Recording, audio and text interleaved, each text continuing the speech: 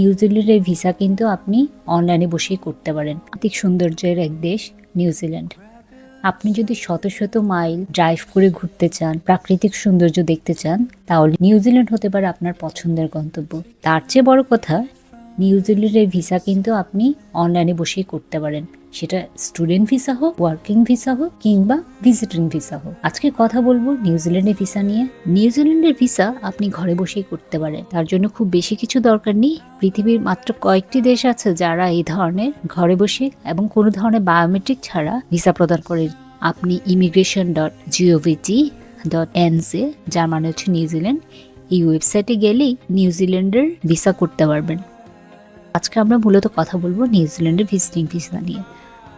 তো আমি প্রথমে চলে যাচ্ছি, কুকিজ অ্যাকসেপ্ট করে আমি লগ ইনে চলে যাচ্ছি।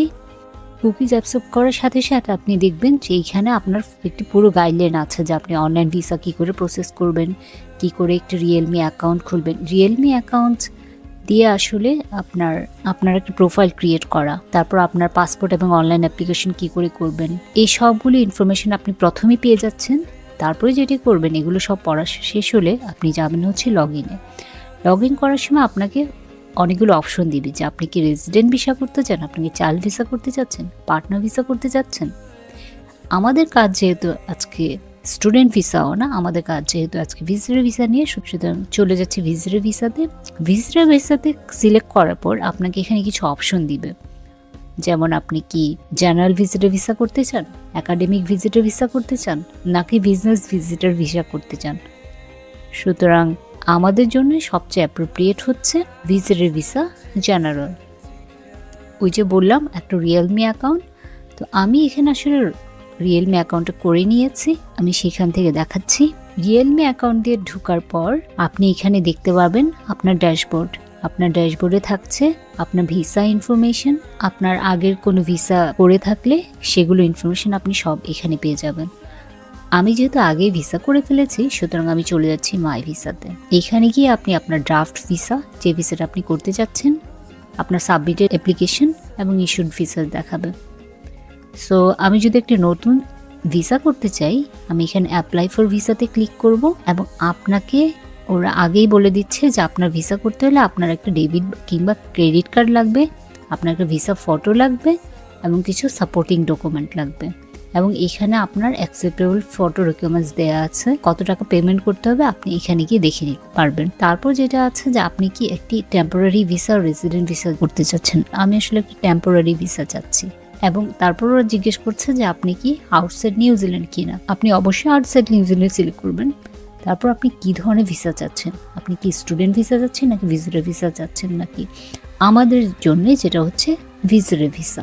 আমরা যদি ভিজিটর ভিসা সিলেক্ট করছি, আমি কি অস্ট্রেলিয়া কিংবা অন্যান্য দেশ, কিছু কান্ট্রি আছে যাদেরকে ওরা ভিসা ছাড়া এন্ট্রি করতে দেয়, সেসব দেশের কিনা। সেসব দেশের জন্য একটি NGETA ফর্ম আছে, সেটি ফিল আপ করতে হয়। যেহেতু আমি বাংলাদেশি, সেহেতু আমি সিলেক্ট করব না। তারপর আমাকে বলতে হবে যে আমি আসলে কেন ভিজিট করতে চাচ্ছি। তো আমি যেহেতু ট্যুরিজম এবং হলিডে নিয়ে ভিজিট করতে চাচ্ছি, সেহেতু আমি সেটা সিলেক্ট করলাম।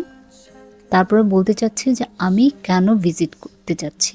সুতরাং আমি যেহেতু ভ্যাকেশন বা হলিডে পালন করতে যাব, সুতরাং আমি সিলেক্ট করছি হলিডে অ্যান্ড ভ্যাকেশন। তার মানে ওরা আমার ক্যাটাগরি সিলেক্ট করলো হচ্ছে জেনারেল ভিজিটর ভিসা। তারপর থেকে আমি হচ্ছে আমার স্টার্ট মাই অ্যাপ্লিকেশন করতে পারবো। স্টার্ট করার আগে ওরা আপনাকে ফার্দার ইনফরমেশন দিচ্ছে এই ভিসার জন্য।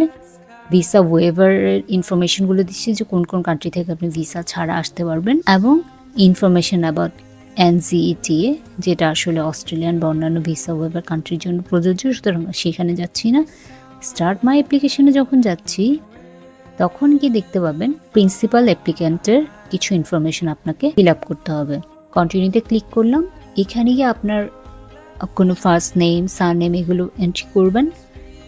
কোন কান্ট্রি থেকে আসছেন, আপনি কি আগে ভিজিটর ভিসা অ্যাপ্লাই করেছেন কিনা, NGETA রিকোয়েস্ট করেছেন কিনা, আপনার কি অস্ট্রেলিয়ান পার্মানেন্ট রেসিডেন্ট ভিসা আছে কিনা, কিংবা আগে কখনো নিউজিল্যান্ড ভিজিট করেছেন কিনা, সেই ইনফরমেশনগুলো ফিল আপ করবেন।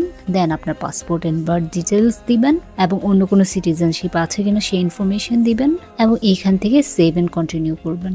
সো এই হচ্ছে মেজর ইনফরমেশন। এটি ফিল আপ করে আমি যদি সামনে যাই, এগুলো ফিল আপ না করলে আমি সামনে যেতে পারছি না। আরেকটি যে ডকুমেন্ট দরকার হয় তারপরের পেজে, সেটি হচ্ছে আপনাকে আপনার ব্যাংকের ডিটেলস ইনফরমেশন শেয়ার করতে হবে। আমি আমার ব্যাংক স্টেটমেন্ট শেয়ার করেছি। আপনাকে কিছু এমপ্লয়মেন্ট, আপনি যদি কোনো জব করেন সেই ইনফরমেশনগুলো আপনি এখানে শেয়ার করতে পারেন। আপনি ছুটি নিয়েছেন সেই ধরনের এভিডেন্স আপনি দিতে পারবেন। এখানে আরেকটা কথা বলে রাখি, আপনাকে দিতে হবে পারপাস অফ ভিজিট ইনফরমেশন, উপরে যেটা দেখতে পাচ্ছেন। তারপরে আপনাকে কিছু ক্যারেক্টার ইনফরমেশন দিতে হবে। নর্মালি এসব হেলথ এবং এমপ্লয়মেন্ট এগুলো আসলে ভিজিট ভিসার জন্য অ্যাপ্লিকেবল না, সুতরাং ওখানে সেই ইনফরমেশনগুলো আপনাকে আসলে দিতে হচ্ছে না। এবং এমপ্লয়মেন্ট ইনফরমেশন হিস্ট্রি যদি থাকে, আপনার ওখানে পরিচিত কেউ আছে কিনা সেই ইনফরমেশনগুলো দিতে পারেন। অ্যান্ড সাপোর্টিং ডকুমেন্টসগুলো দিবেন, তারপর রিভিউ অ্যান্ড ডিক্লেয়ার করবেন। এগুলো করার পর যেটা করতে হবে, আপনাকে যে আইটিনারি দিতে হবে। আমি যেটা করেছি, আমি একটা আইটিনারি দিয়েছি। আমি যেহেতু ভিজিট ভিসায় যাচ্ছি, যে আমি আসলে কোথায় কোথায় ভ্রমণ করবো সেটা ম্যান্ডেটরি না, কিন্তু দিলে খুব ভালো হয়। তো আমি আসলে কোথায় কোথায় থাকবো, কোন কোন হোটেলে থাকবো, এবং আমি আমার ফুল রোড ম্যাপটা শেয়ার করেছি যে আমি এই জায়গায় এভাবে করে ঘুরতে যাচ্ছি। তারপরে আপনি পেমেন্ট করলে আপনার ভিসাটি সাবমিট হয়ে যাবে। ভিসা সাবমিট হওয়ার পর নর্মালি 2 সপ্তাহ থেকে 4 সপ্তাহের মধ্যে ডিসিশন চলে আসে। আমার 10 দিনের মাথায় আমাকে নিউজিল্যান্ড থেকে ফোন করা হয়েছিল। নর্মালি অনেকে বলে যে ফোন আসে না, বাট আমাকে ভিসা অফিসার ফোন করেছেন এবং জিজ্ঞেস করেছেন যে আমি আসলে কী করে ভিজিট করব, এতগুলো জায়গা আসলে আমি কী করে দেখব। কারণ আমি রোড দিয়েছিলাম, আমি আসলে ওখানে ডিক্লেয়ার করিনি যে আমি আসলে কীভাবে ঘুরবো। তো আমি ওদেরকে বলেছি যে আমি আসলে একটা কার হায়ার করবো এবং ফুল রাস্তাটা আমি এবং আমার বন্ধুরা ড্রাইভ করে যাব। আমাকে ভিসা অফিসার কোনো প্রশ্ন করলেন না, শি ওয়াজ কনভিন্সড।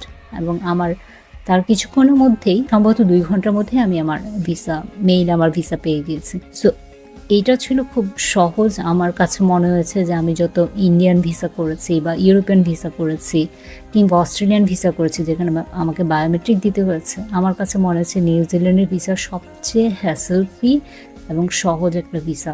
নিউজিল্যান্ডের ভিসার জন্য আপনাকে আসলে কোনো এজেন্সি বা কোনো কিছুর কাছে দিতে হবে না। খুব মিনিমাম ইনফরমেশন আপনারা দেখলেন, ঘরে বসে খুব সহজে নিজেই ফিল আপ করতে পারবেন।